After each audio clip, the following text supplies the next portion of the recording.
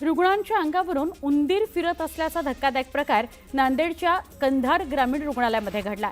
या घटनेनंतर आरोग्य विभागाकडून कारणे दाखवा नोटीस बजावण्यात आली आहे। तर रुग्णालय इमारतीच्या देखभाल दुरुस्तीची जबाबदारी आपली असून कुणी निष्काळजीपणा केला तर कारवाई केली जाईल असा इशारा मंत्री शिवेंद्रराजे भोसले यांनी दिलाय। अकोल्याच्या जिल्हा स्त्री रुग्णालयातील निविदा प्रक्रियेमध्ये घोटाळा झालाय। या प्रकरणात जिल्हा शल्य चिकित्सकासह 2 उच्च पदाधिकाऱ्यांना निलंबित करण्यात आलंय। एकाच वेळी 3 अधिकाऱ्यांचं निलंबन झाल्यानं अकोल्याच्या आरोग्य विभागाच्या वर्तुळात मोठी खळबळ उडाली आहे। जळगाव पालिकेत जन्म नोंदणी दाखल्यात घोळ झाल्याचं समोर आलंय।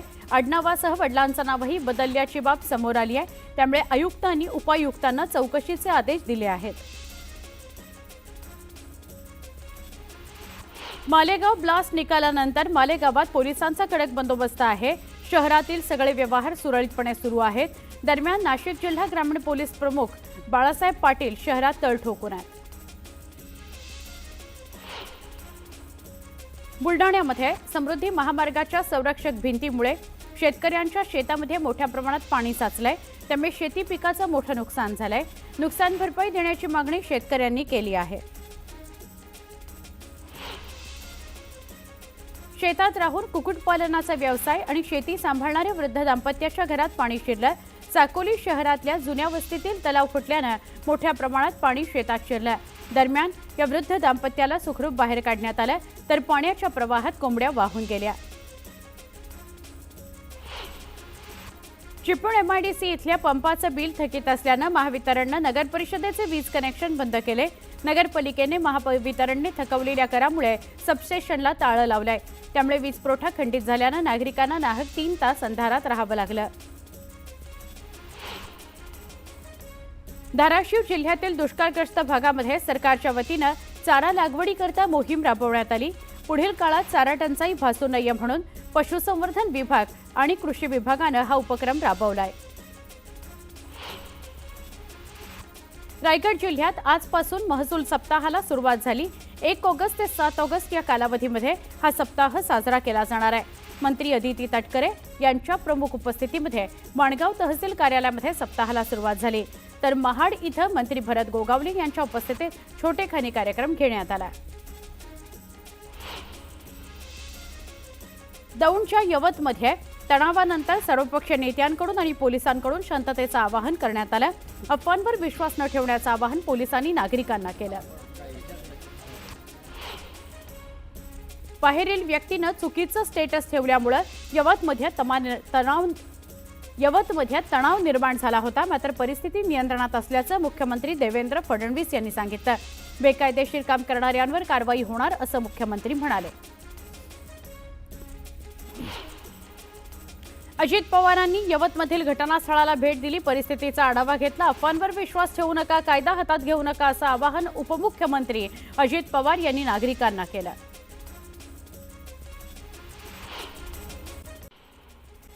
यंदाच्या गणेशोत्सवापासून प्लास्टर ऑफ पॅरिसच्या 6 फुटांच्या आतील गणेश मूर्तींचं तलाव, नदी आणि समुद्रासारख्या नैसर्गिक जलस्रोतामध्ये विसर्जन करायला मज्जाव करण्यात आलेला आहे। या मूर्तींचं कृत्रिम तलावातच विसर्जन करण्याचे आदेश राज्य सरकारनं दिले आहेत।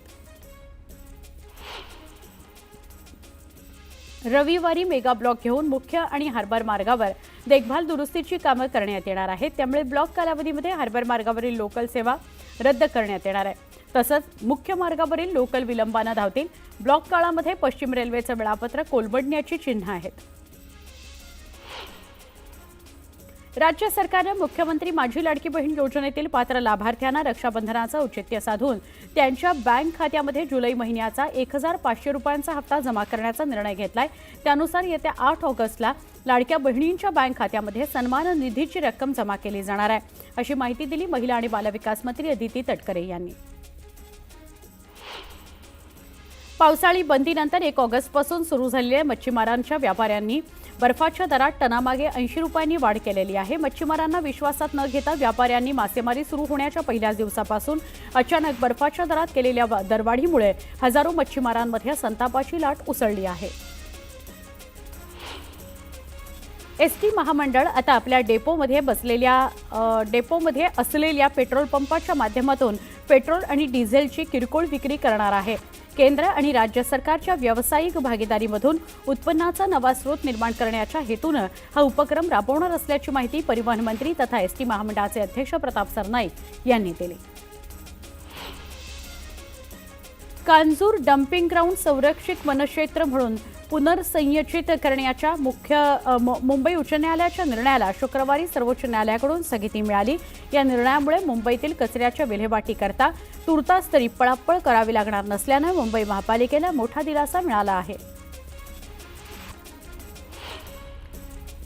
समान कामाकरता समान वेतन या मागणीसाठी संप करावा की करू नये याबाबत बेस्टमधील कंत्राटी कर्मचाऱ्यांचं मतदान घेण्यात आलं. मतमोजणी अंती बहुसंख्य कंत्राटी कर्मचाऱ्यांनी संपावर जाण्याचा कौल दिलेला आहे. लवकरच संपाबाबत रणनीती ठरवण्यात येण्याची चिन्ह आहेत. बेस्ट उपक्रम पुन्हा एकदा निर्णायक असा झालेला आहे. बेस्टचे महाव्यवस्थापक SVR श्रीनिवास 31 जुलैला सेवानिवृत्त झाले. आधीच बेस्ट उपक्रमामध्ये येण्यास कोणीही अधिकारी उत्सुक नसताना आता हे पद पुन्हा एकदा रिकामं झालंय. ठाणे ते बोरिवली दरम्यानचं अंतर 12 मिनिटांमध्ये पार करता यावं याकरता मुंबई महानगर प्रदेश विकास प्राधिकरणानं ठाणे बोरिवली दुहेरी बोगदा प्रकल्प हाती घेतला. या प्रकल्पाचं काम सुरू झाल्यापासून आतापर्यंत केवळ 5.23% काम पूर्ण झालंय. तर दुसरीकडे मात्र बोगद्याच्या बोरिवलीच्या दिशेच्या लॉन्चिंग शाफ्टचे काम अद्याप सुरू झालेले नाही.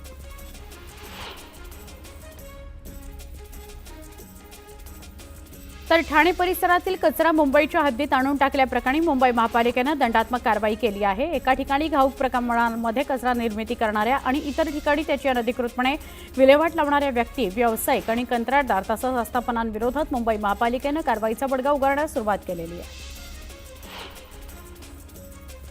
धरणातून उचललेलं जाणारं पाणी आणि प्रत्यक्षात नागरिकांना मिळणारं पाणी यामध्ये असलेल्या तफावतीचा अभ्यास करून पाणी गळती थांबवण्याकरता पुणे महापालिकेनं शहरामध्ये 100% पाण्याचे मीटर बसवण्याचा निर्णय घेतला आहे.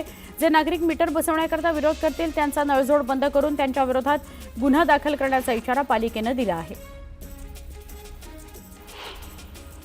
राज्य सामायिक प्रवेश परीक्षा कक्षानं MBBS, BDS, BAMS या अभ्यासक्रमांच्या प्रवेशाकरता अर्ज काढण्यास मुदतवाढ दिलेली आहे.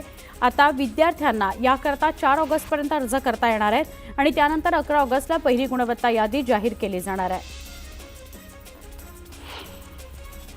शाळांमध्ये दिल्या जाणाऱ्या माध्यान्ह भोजनामुळे वाढलेलं अन्न विषबाधेचा प्रकार लक्षात घेऊन शिक्षण विभागानं या संदर्भात कडक मार्गदर्शक सूचना लागू करण्याचा निर्णय घेतलेला आहे. त्यानुसार शाळा स्तरावर आहार तयार केल्यानंतर तो विद्यार्थ्यांना वितरित करण्याच्या अर्धा तास आधी मुख्याध्यापक, शिक्षक अथवा स्वयंपाकी मदतनीस यांनी दर्जा तपासावा आणि अभिप्राय नोंदवहीमध्ये नोंदवण्यात यावा अशा सूचना देण्यात आलेल्या आहेत. पुण्यामध्ये समान पाणी योजनेअंतर्गत शहरातील सोसायट्या, स्वतंत्र निवासी मिळकती आणि व्यावसायिक आस्थापनांना पाणी मीटर बसवण्यात येत आहेत. मात्र शहराच्या अनेक भागांमध्ये मीटर बसवण्यात विरोध होत असल्यानं महापालिकेकडून विरोध करणाऱ्यांवर थेट शासकीय कामात अडथळा आणल्याचा फौजदारी गुन्हा दाखल केला जाणार आहे. गरज भासल्यास संबंधितांचे नळजोडही तोडण्यात येणार आहेत. करण्याचा निर्णय सर्वस्वी अजित पवारांचा आहे असं मंत्री गिरीश महाजन म्हणाले. धनंजय मुंडे आमदार आहेत, त्यांनी काही कामाकरता मुख्यमंत्र्यांची भेट घेतली असावी अशी प्रतिक्रिया गिरीश महाजनांनी दिली. गुलाबराव पाटलांनी महसूल अधिकाऱ्यांचे कान टोचले. एका प्रकरणाचा निकाल तहसीलदारांना दिला. तेच प्रकरण फेर तपासणी करता काय येतं? विभागीय स्तरावरून त्या प्रकरणाला स्थगिती का दिली जाते? तुम्ही लोकांना वेड्यासारखं का फिरवता? असे प्रश्न गुलाबराव पाटलांनी विचारले. आपण शासनकर्ते आहोत, आपणच नियम बनवले आहेत, त्यामुळे आपण त्यांच्यावर टीका करू नये. हा विषय विधानसभेमध्ये मांडायला हवा असं म्हणत मंत्री गिरीश महाजनांनी गुलाबराव पाटलांच्या टीकेला उत्तर दिलं. गोंदियाच्या पांगोली नदीच्या पुलावरील खड्डे तात्काळ दुरुस्त करण्यात यावेत. पुलाच्या दोन्ही बाजूला रेलिंग लावण्यात यावी या मागणीकरता मनसेचं आंदोलन झालं. सार्वजनिक बांधकाम विभागाच्या कार्यालयावर धडक मोर्चा काढत कार्यकारी अभियंत्याविरोधात मनसे कार्यकर्त्यांनी घोषणाबाजी केली. नोकरीमध्ये कायम करा या मागणीकरता राज्यातल्या मुख्यमंत्री युवा कार्य प्रशिक्षण योजनेच्या कर्मचाऱ्यांनी थेट सांगलीतल्या कृष्णा नदीच्या काठावर बेमुदत उपोषण सुरू केलंय. जोपर्यंत सरकार मागण्या मान्य करत नाही तोपर्यंत काठावरून हटणार नाही अशी भूमिका घेण्यात आली आहे. पक्षविरोधी भूमिका घेणारे नागपूर जिल्ह्यातील भाजप नेते प्रकाश टेकाडे यांची पक्षातून हकालपट्टी करण्यात आली आहे। नागपूर ग्रामीणचे जिल्हाध्यक्ष मनोहर कुंभारे यांनी टेकाडे यांना 6 वर्षांकरता निलंबित केलेलं आहे। नागपूर शहराला डेंग्यू मलेरियानं विळखा घातलाय। तब्बल 12,000 घरांमध्ये डेंग्यू मलेरियाच्या डासांचा लार्वा आढळलेला आहे। जून ते जुलै दरम्यान मनपानं शहरातील तब्बल 2,85,000 घरांमध्ये सर्वेक्षण केलं। कोल्हापुरी चप्पल या महाराष्ट्र आणि कर्नाटकातील पारंपरिक आणि ऐतिहासिक चप्पलांना जीआय टॅग प्राप्त आहे। या जीआय टॅगचे अधिकृत नोंदणीकृत स्वामित्व लिटकॉम आणि लिटकर महामंडळामध्येच असल्याचं दोन्ही महामंडळाच्या व्यवस्थापकीय संचालकांनी स्पष्ट केलं। आगामी नागपूर महानगरपालिका निवडणुकीच्या कामाला वेग आलाय। प्रशासनानं नवीन प्रभाग रचनेचा मसुदा तयार केला असून नवीन मसुदा 5 ऑगस्टपूर्वी नगरविकास खात्याला सादर केला जाणार आहे।